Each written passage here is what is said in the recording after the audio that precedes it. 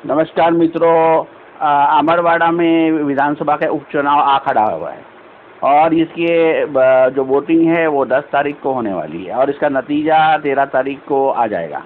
अब सवाल उठता है कि अमरवाड़ा में विधानसभा के उपचुनाव की नौबत क्यों आई। इसका मुख्य कारण है कि कांग्रेस के जो उम्मीदवार थे कमलेश शाह, वो 3 बार से लगातार कांग्रेस के विधायक थे, उन्होंने कांग्रेस पार्टी से इस्तीफा दे दिया और उसके बाद इस स्थान पर उपचुनाव की नौबत आ गई। अब ऐसी परिस्थिति में उपचुनाव के लिए बीजेपी ने किस उम्मीदवार को अपना व्यक्ति को उम्मीदवार बनाया।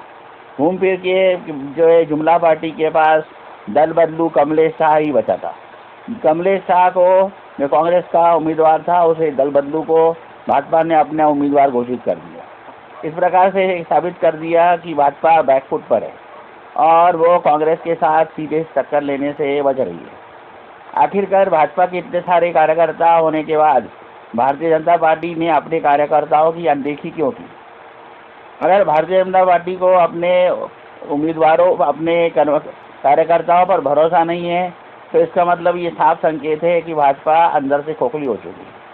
तो किसी भी तरह से सत्ता में रहने के लिए कोई भी एन प्रेन प्रकरण कर सकती है। अब कांग्रेस ने इस बार अपने उम्मीदवार के रूप में एक धार्मिक स्थल है अंचल कुंड दरबार, जो आदिवासियों का एक धार्मिक स्थल है जबलपुर में, और उसके एक अनुयायी है जो हो, उनका नाम है धीरेन्द्र शाह इनवती। उनको अपना उम्मीदवार बनाया है और टिकट दिया है। अब सवाल ये खड़ा होता है कि इस उपचुनाव में लोकतंत्र जीतेगा या धनतंत्र जीतेगा। ज़्यादातर उपचुनाव में जो सत्ताधारी दल सरकार में रहती है वही चुनाव जीतते हैं। अब ऐसे परिस्थिति में वोटरों को बहुत जागरूक रहना चाहिए। मेरा ये वीडियो बनाने का उद्देश्य यही है कि वोटर इस मामले को लेकर जागरूक रहे कि बार बार उपचुनाव का भार जनता के सर पर क्यों डाला जाता है।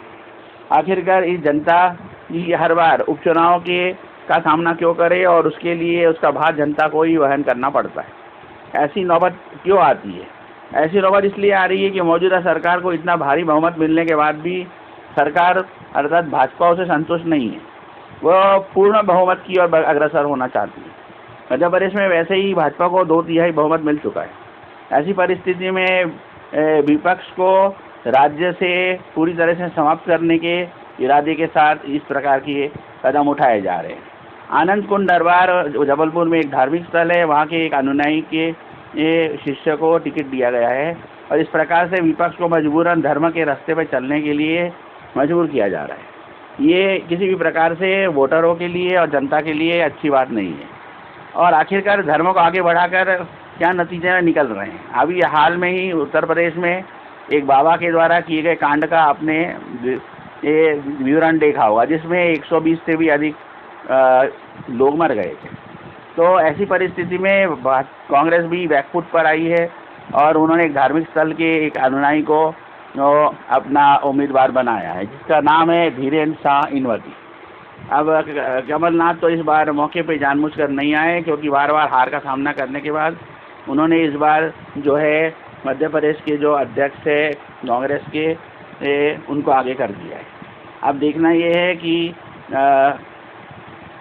हालांकि कमलनाथ ने इस मामले को लेकर ट्वीट जरूर किया था कि मैं कहना चाहता हूं कि मैंने धीरेन्द्र शाह इनवती को अपने कांग्रेस के उम्मीदवार के रूप में घोषणा करता हूं और इस प्रकार से अपनी मौजूदगी दर्ज कराने की कोशिश की है। लेकिन भोपाल के मध्य प्रदेश के जो मौजूदा अध्यक्ष है, सारा दारोमदार उनको ही चुनाव पर जीत कराने का है। हाल के लोकसभा चुनाव में मध्य प्रदेश के नए अध्यक्ष के नेतृत्व में बहुत चुनाव के नतीजे बहुत बुरी तरह से आए थे।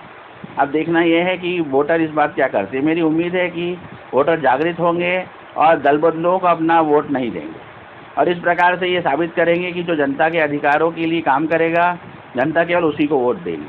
तो आप लोग मेरे चैनल को लाइक कीजिए, सब्सक्राइब कीजिए और फॉरवर्ड कीजिए। और मुझे पूरी उम्मीद है कि अपने क्षेत्र के लोगों से आप इस वीडियो को फॉरवर्ड करेंगे ताकि जनता जागरूक हो सके।